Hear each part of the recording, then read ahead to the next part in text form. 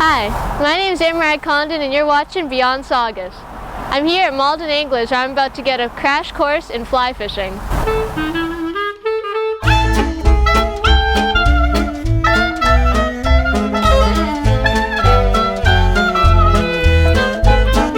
Hi, my name is Amariah Condon. I'm traveling to exciting locations around the greater Boston area and I'm bringing my camera with me.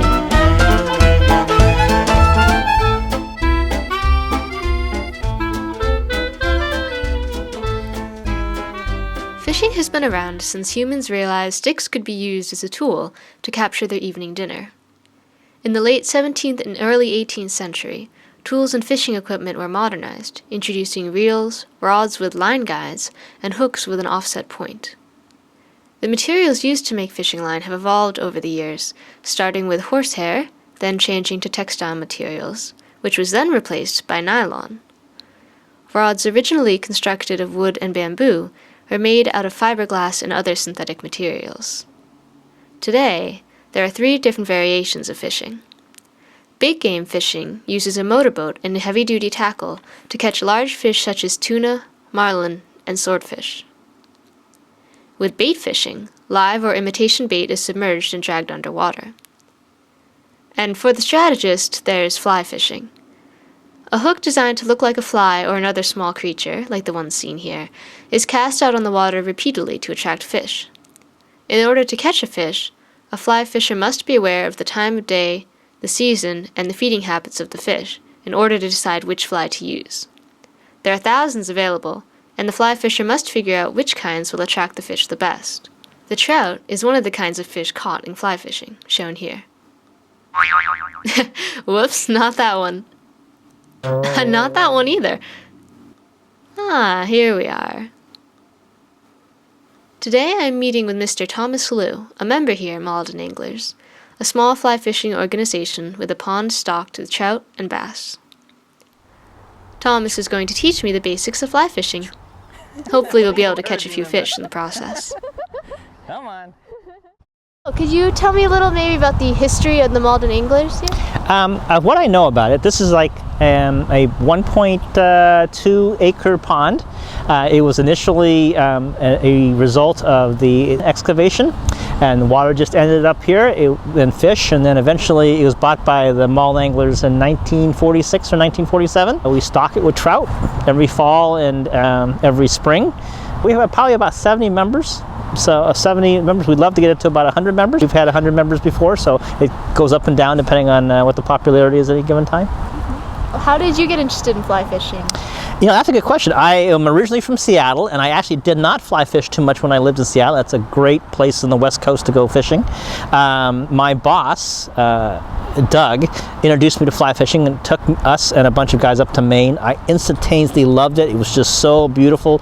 I understood, I just got the life cycle of the bugs and the trout I was fishing for and the mechanics of fly fishing. I just loved it all. And I'm one of those people that once I sort of really enjoy something, I have to read everything I can read about it or watch all the movies or do all that type of thing. And every time I spend more time learning about fly fishing, I just discover there's just so much more to learn.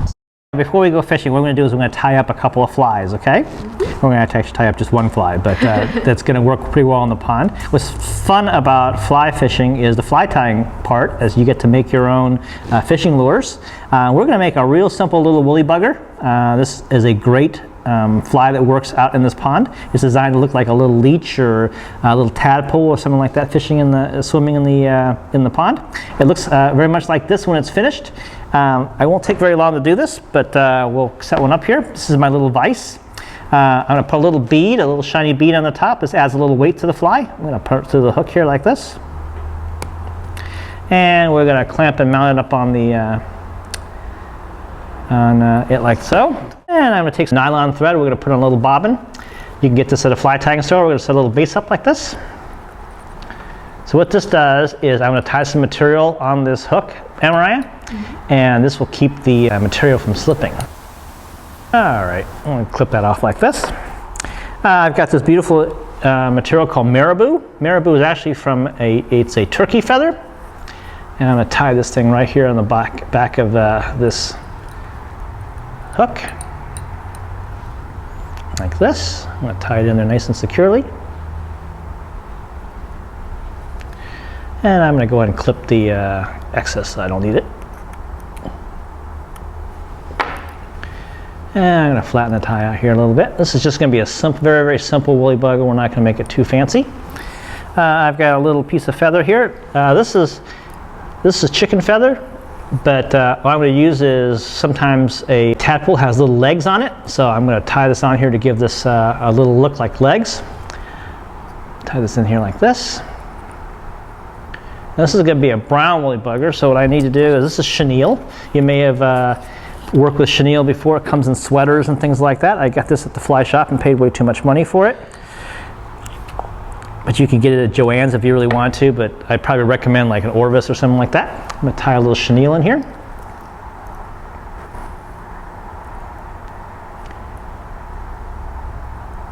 And I'm going to wrap the chenille around. This makes a nice fuzzy body. And when it gets wet, it's going to look nice and smooth. I'm going to tie this part off like this. Now, I'm not going to spend too much time showing you how to make the different knots, but there's two knots to it. But this, I'm just going to tie this material down with a little knot. Okay. Now, if you remember, I had this nice feather hanging off of here. I'm going to spin this around here as well. And as you can see, it starts to make these little arms that stick out. We call it hackle. Makes it look very much like little legs, right? Mm-hmm. I'm going to take one more strap around here. Now I'm just going to streamline the fly a little bit. I'm going to cut off the stem. I'm going to pull these materials back just a little bit, like so. I'm going to make a couple wraps to help it fold back. And I'm going to take one more tie with my knots.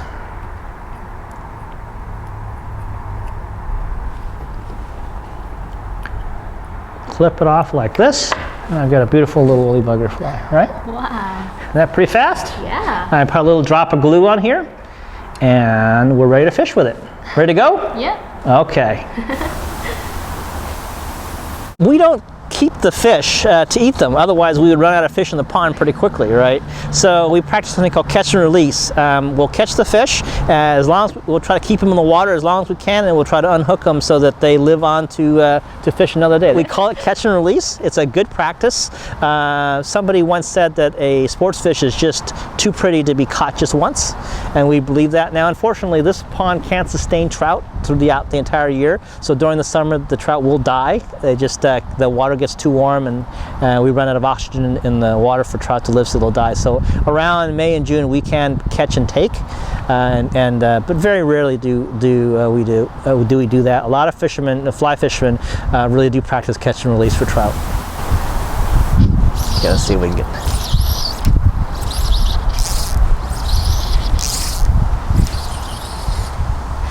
People always go say, "Wow, you make that look so easy."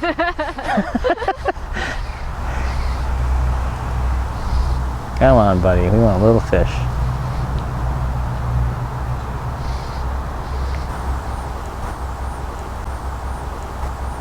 Nope. So what happens if you're throwing a fly like this for a long time and you're not catching any fish? Time to change flies. It's time to either change places where you're fishing, right?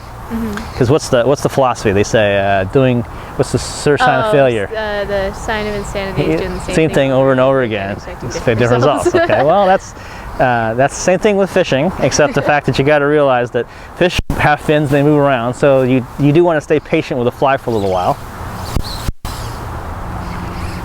But just got hit. Shoot, I would have loved to pick him up. Now, these two rods look exactly alike. See that? They're the same size and the same reel, right? Now, why do I do that? Because when I'm camping and I snap a rod, right, and I've paid hundreds of dollars to be out on a trip somewhere, and I snap one of these and I'm screwed. But if I only have one of them, or if I have two different ones, right, I've lost the capability. Well, this one, the parts are completely interchangeable, so I can actually switch them off. Oh, look, see that guy there? Let's see if I pick him up. Pick it up, please, please, please, please, please.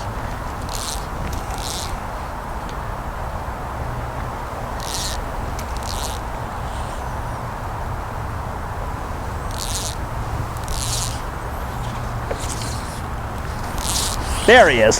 Come on.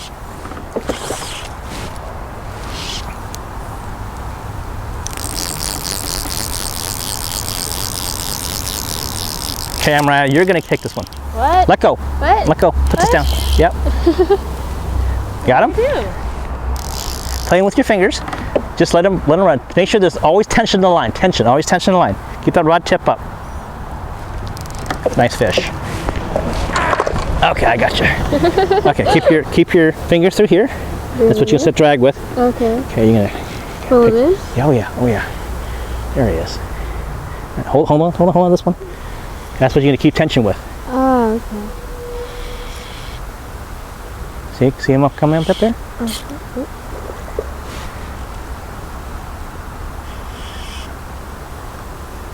He's got a little grass.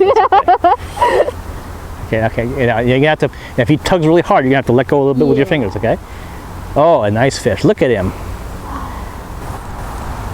Okay. Oh, that's a beautiful rainbow. A nice male. Now he tried to shake us off because we see how we picked up all that grass. Yeah. Okay. Now. You got him? I think so. Okay. Keep your rod tip up. Keep your rod tip up. And see, and okay, let him go. Let line. Oh, there you go. Let him line. There you go. Let him line for him. Perfect. Nice job.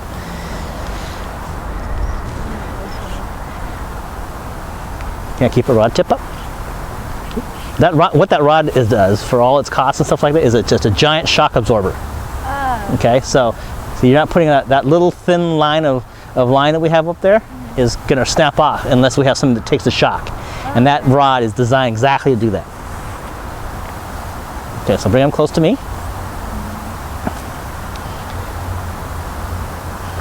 Oh, nice fish. Beautiful fish. Look at that. He's got a lot of power on him too. Okay, so we're going to watch out for that fly line. Bring him closer to me. Raise your tip up. Perfect. Oh, closer to me, closer to me, closer to me. Yeah, all right. Look at him. Look at it. Look at how big that fish is. That's a humongous fish. Whoa. Okay, want to get some of that grass off of him. You get that leech, right? Yeah. Okay, now he's a male. Okay, he's a rainbow trout. He's very tired now. Look how tired he is. What we don't want is we want to kill him. We do not want to kill him. Okay. There we go. There he goes. That cool? Yeah. All right, go get another one. Oh dear. So what kind of fish do they have in the pond? Is it just like one species or large variety? Well, that's a good question, Amariah. They stock trout in here. So actually there's 3 different varieties of trout. There's rainbow trout, which we just caught, right? Mm-hmm. They're beautiful. Sometimes they're red, a little blue in them sometimes, silver. They're probably the most resilient. They'll last the longest. Rainbow trout love to jump. That's a terrific trout. There are brown trout in here. Brown trout are much more rare. They're a little harder to keep. They're also a little harder to catch. They don't jump, though. What they do is they like to put their noses into the ground. And brown trout is actually brown, but really what's nice about it is it's golden color, and it's got little black specks and sometimes little red and purple specks on them. They're absolutely gorgeous. They're a very, very fierce trout. They feed at night or in the evenings. And then there's brook trout.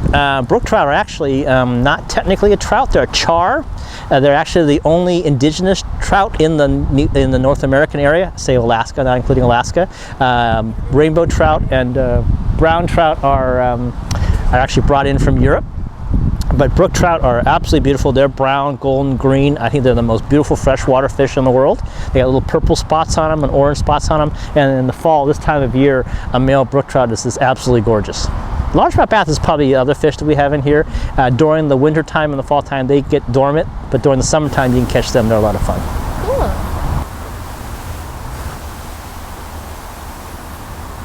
Thomas and I continued to fish, and there were some false alarms.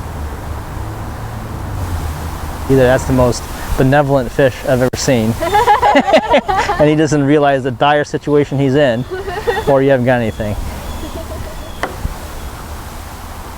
Maybe they don't realize it.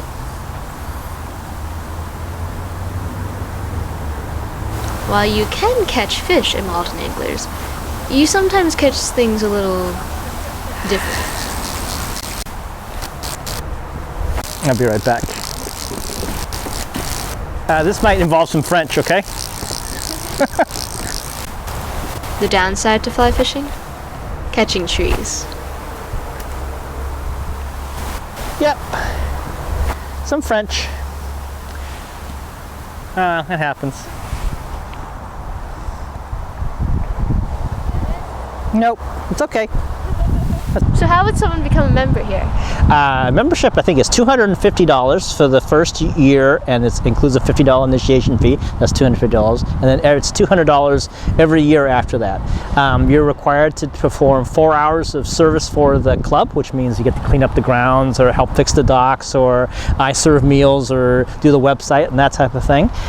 You know, this is a terrific club for people who want to learn to fly fish, because there's trout here, but there's also some really friendly members that will help teach you how to fly tie or cast, or just be a better fisherman in general. Some of these guys have been fishing for tens of years, and they're just excellent fishermen. Often they'll help organize little trips, like we'll go out to, you know, the Quabbin Reservoir, or some people here own boats. They'll go out fishing on saltwater, so you can do saltwater fly fishing here. We have a club meeting every month that includes a meal. Sometimes we'll have pizza. I'll cook sometimes. It's always a very popular thing to do. We have opening days, which have breakfasts to go along with it. And then every year we have a kids' day too, around May, in which not only can you fly fish, but you can fish with worms and things like that for the kids. I have to say that we stock again in April and in October, so the trout will last until the summer. Around June, all the trout will die, but this pond is also packed with largemouth bass that you can fish with spinning lures or flies during the summertime. We really have members coming all the way from Hingham and Quincy to things like Marblehead, and of course, you know, Wakefield and Malden and stuff like that. It's really a treat to have some place where the water's clean, the members are nice, there's a nice clubhouse, it's easy to get to, there's plenty of parking where people can have these casting docks, they can fly fish all they want. So people come from all over the New England area to fish at Malden Anglers. For me, fly fishing brings you to some of the most beautiful parts of the world, right? Like Montana or Maine, because really trout can only live in some of the most beautiful parts of the world. The other thing is to be able to tie a fly to make an imitation like that and just fool Mother Nature for just a couple seconds is a real treat, a real talent to do. Saltwater fly fishing is very, very popular. I've been lucky enough to saltwater fish in Puerto Rico and in Mexico and all these terrific places, and caught some terrific fish there. So I think also fly fishing is a sport you grow up with. I mean, like I said before, yeah, there's always something to learn, something to grow old with, right? You can do it well into your old ages, or you know, as a young person, you can fly fish and learn at a very. It takes a lot of skill and a lot of time to be really good at it. Well, thank you, Thomas. I've had a wonderful morning. Oh, great! Hey, I had a great time too. You caught a couple of fish. Yeah. We tied a fly together. It's been a lot of fun. Thanks for watching this episode of Beyond Saugus. And if you want to join the Malden Anglers, they have application forms right on the gate outside. And funny story, we actually are in Saugus, right off Main Street.